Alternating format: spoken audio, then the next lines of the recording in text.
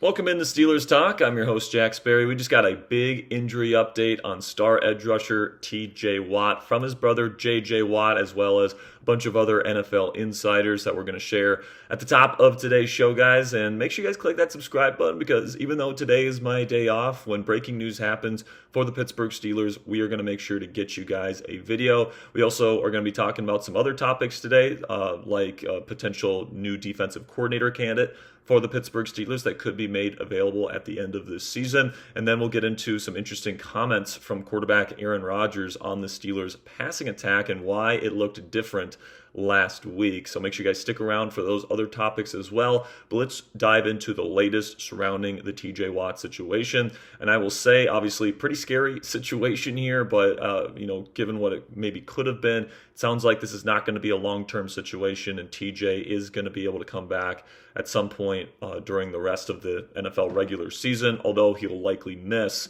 Monday's game versus the Miami Dolphins. His brother JJ just reported on social media that TJ suffered a partially collapsed lung at the Steelers training facility on Wednesday after a dry needling treatment session and had to get surgery to repair it. Now, apparently the surgery went well. This is considered a minor surgery. It's not considered a long-term injury that's going to keep him out for a number of weeks. It's likely to keep him out this week for Monday Night Football versus the Miami Dolphins, according to a number of NFL insiders. But the good news is he is expected to come back at some point this season. Now, how many weeks exactly is it going to be? We don't know. According to a report from Tom Pelissero, this particular procedure that he had to undertake, it's going to take a little bit of time to heal, and what he needs is time to rest and heal and all that different stuff. But the issue has been fixed, and he should be able to come back this season and finish the 2025 campaign, which is really good news relative to what it could have been. So obviously that's a pretty big update on TJ Watt there, and him not being out there on Monday certainly is going to stink. I will say that obviously his impact on the Steelers defense is really drawn from the attention that he gets from opposing offenses. All right, even though TJ hasn't been putting up his normal dominant production, teams are still treating him like a dominant number one edge rusher, where they're double teaming him, triple teaming him, and chipping him more than pretty much any other edge rusher in the National Football League this year. And that's opening up opportunities for other players: Cam Hayward, Derek Harmon when he's healthy, Keanu Benton, and then of course on the other side, on the other edge there with Alex Highsmith and Nick Herbig. Now I will say I do have a pretty high level of confidence in both Herbig and Highsmith to start this week, even without that impact that Watt brings to the table of taking on those double teams and those chip blocks and all those different things. And we've seen Herbig and Highsmith play at a really high level this year. So honestly, the thing that I'm probably the most worried about is Watt's impact against the run not being there. Watt's one of the best run defending edge rushers in the entire National Football League. And, I think Nick Herbig is not a bad run defender, but I do think it is a downgrade compared from, going from Watt to Herbig this week. But I don't think it's going to be like a dramatic drop off where like the Steelers can't win this football game. Honestly, I think the big injury update that we're going to get towards the end of the week here, probably tomorrow, is whether or not Derek Harmon is going to play on Monday. Because if Derek is out there to man the middle of the Steelers run defense, then I think that, their chances of stopping Devon Achane in this football game are a lot better than if he has to sit out another week. And we've seen this defense give up over 200 yards of rushing with Harmon out of the lineup these last 2 weeks. And with a guy like Achane coming to town here on Monday night, getting a guy like Derek Harmon, one of your better run defenders in the interior of your defense back, would be absolutely huge to kind of stabilizing this Steelers run defense. But, it's definitely good news that this is considered a short-term injury and that he should be back probably as soon as next week versus the Detroit Lions. Maybe he sits out 2 games, but it certainly seems like he's going to be missing this week's game against the Miami Dolphins. But at the end of the day, man, whenever you're dealing with very vital organs like lungs and stuff like this, you have to really make sure that everything heals properly, because obviously TJ is a son, he's a father, he is a husband, and he's a brother.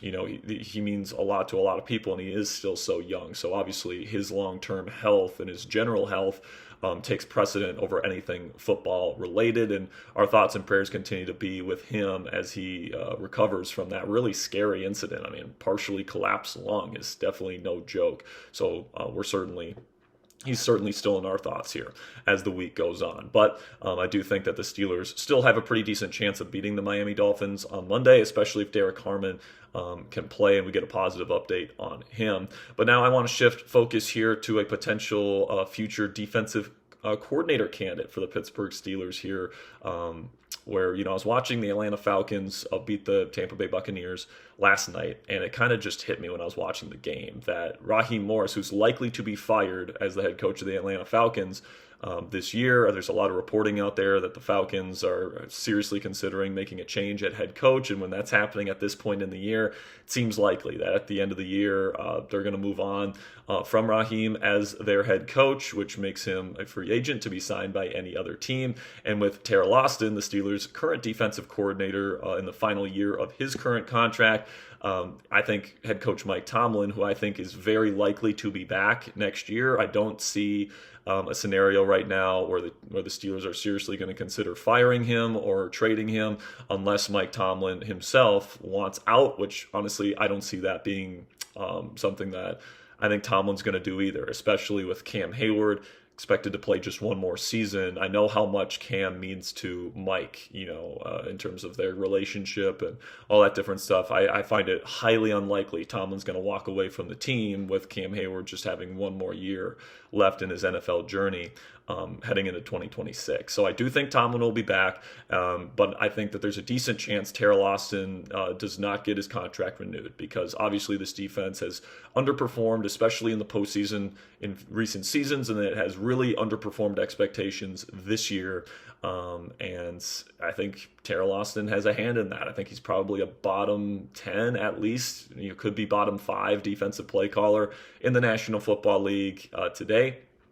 And I do think a guy like Raheem Morris would be a big upgrade. And the reason why I think that this is actually something that has a pretty decent chance of happening is because of Morris's relationship with Mike Tomlin.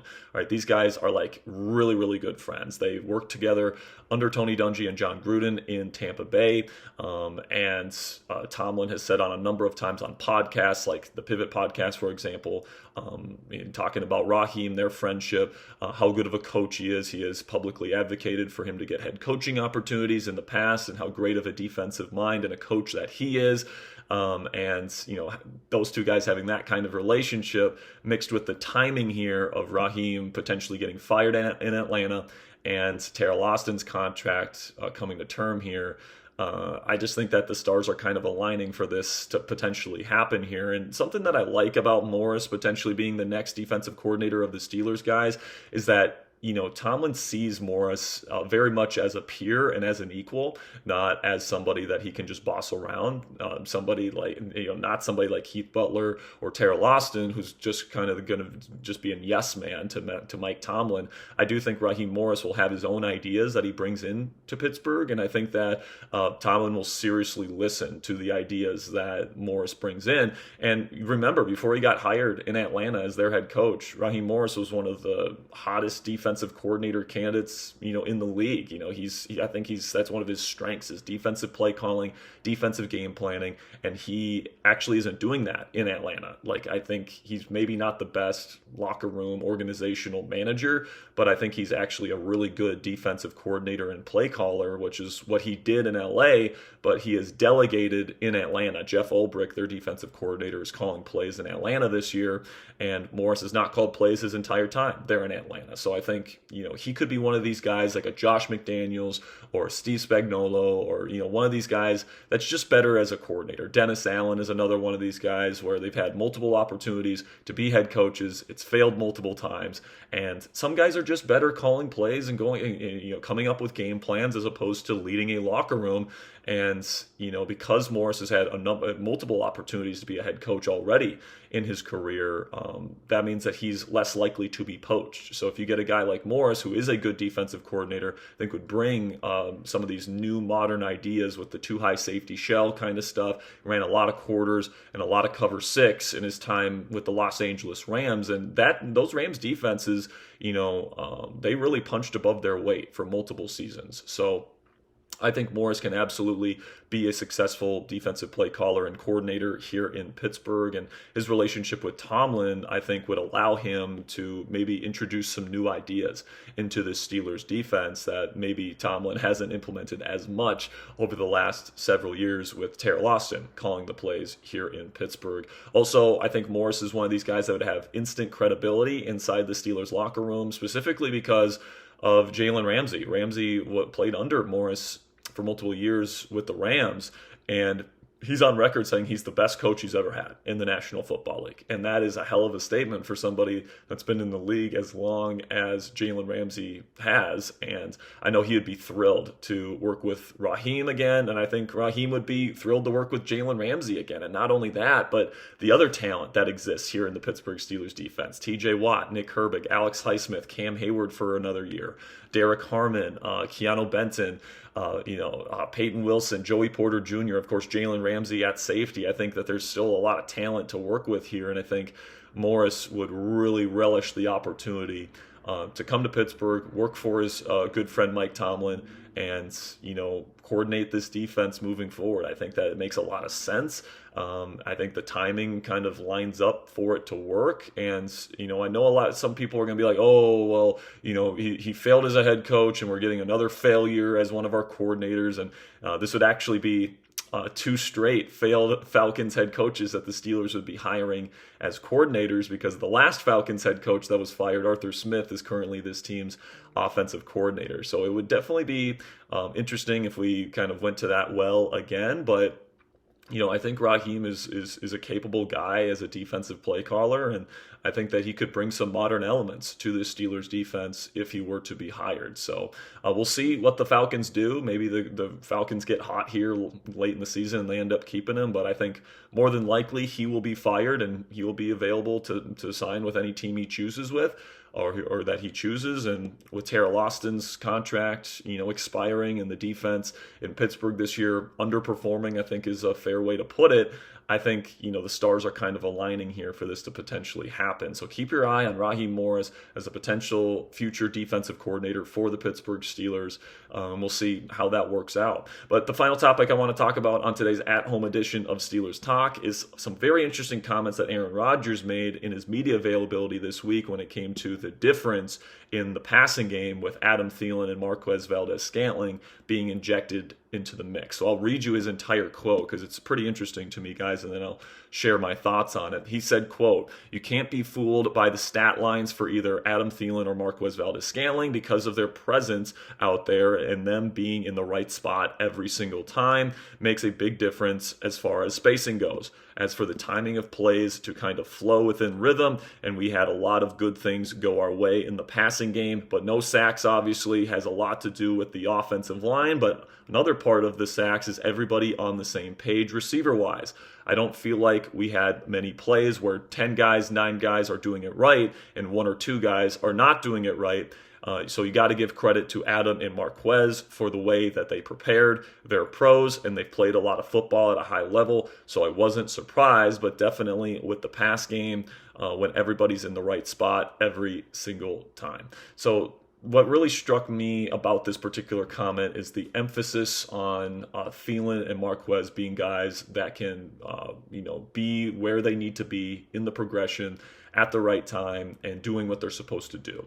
And the fact that Rodgers is specifically saying, we had less plays where multiple or a singular person is not doing the right thing indicates that there's one or multiple players on this offense before that wasn't doing the right things consistently. And, it doesn't take a genius here to to connect the dots here of the player that got taken out of the mix last week, which was Roman Wilson. And I do think that Roman is probably the guy Rodgers is probably referring to here as, the guy that was probably out of position and not running the route at the way that he wants them to run it consistently. And in the National Football League, especially with a guy like Aaron Rodgers, who is a full field progression read quarterback, you have to be in the right spot at the right time within the progression and the timing of the play. And Rodgers has talked about this a number of times if the play is going to be successful and you're going to get the ball. And plain and simply, I think on film, you do see Roman Wilson not running, the route within the timing of the play at times. You do see him not running the route in a QB-friendly way. Like, for example, if you run, a dig route and you're kind of banana, curving that thing outside instead of, getting that nice friendly QB angle, towards the ball, the cornerback can come in and undercut it. And, that's just one example of, some detail and some nuance to NFL route running that maybe Roman Wilson just doesn't have in his bag right now. Also, there's certain concepts where, there's an option route where a wide receiver has to run a route a certain direction or a certain way based on the coverage that the receiver gets. And you have to be a really smart football player and really read defensive coverages as a wide receiver. And that's something Adam Thielen, for example, does at a really high level, and he runs routes really, really well with a high level of professionalism and detail. And I just don't think Roman Wilson is one of the guys that does that at this point. Now, that doesn't mean that Roman doesn't have a lot of talent. I mean, Rodgers himself has pointed out that Roman has so much talent. He's a 4.3 speed guy. He's got solid hands. I think, his stop-start ability and like his true route running ability and his potential there is legit. And that's why the Steelers gave him a legitimate chance to prove himself this year.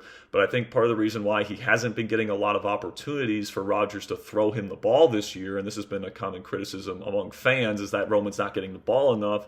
But if you're not running the route within the proper timing of the play, or if you're not running a quarterback-friendly route, then the quarterback's not going to throw you the football. He's going to move off of you and go to the next guy in the progression. And I think that the Steelers and Rodgers kind of identified Roman as the guy that wasn't consistently in the right place at the right time. And because of that, when Adam Thielen, a guy that will run routes the way that they're supposed to be run and within the timing of the play and all that stuff, that's what they decided to bring him in, and they decided to not give Roman a helmet. And frankly, guys, I don't think Roman is going to, be on the game day roster getting a helmet unless there's an injury at some point this year. I think that he's probably done.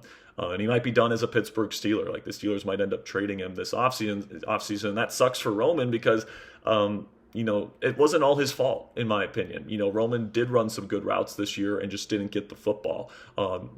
He's won as a deep threat on goal balls this year, and he has stacked corners, and quarterbacks have not been able to hit him with accuracy. So I'm not, trying to sit up here and just bash Roman Wilson and say, he's completely incapable of playing well and all this different stuff. I think he still has a lot of talent, but with a guy like Rodgers in this style of offense where, receivers have to be open at a certain time in the route.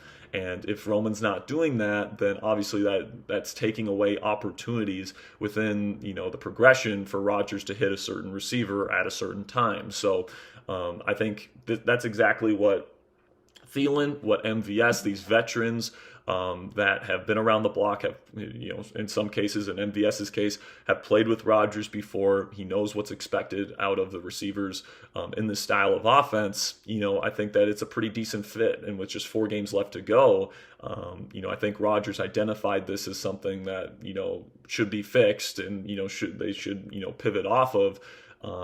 And kind of address Roman's situation in the offseason. So definitely going to be interesting to see what happens moving forward. Obviously, Thielen and MVS only combined for 2 targets, 1 catch, 4 yards on the day against the Ravens. But like Rodgers points out, their spacing, their professionalism, them being in the right spot at the right time allowed the other routes to DK Metcalf, for example, to get even more open, and that presented more opportunities. And listen, man, if the passing offense is that efficient and that good, and Rodgers is that comfortable and accurate the rest of the way, you're not going to have any complaints from me moving forward, even if Roman Wilson doesn't play another down for the Pittsburgh Steelers this year. So just wanted to get in front of a camera today here on my day off, guys, and kind of give you guys the latest updates, and then also some rumors and some speculation there towards the end. But I appreciate you guys sticking with me here for almost a 20-minute at-home video.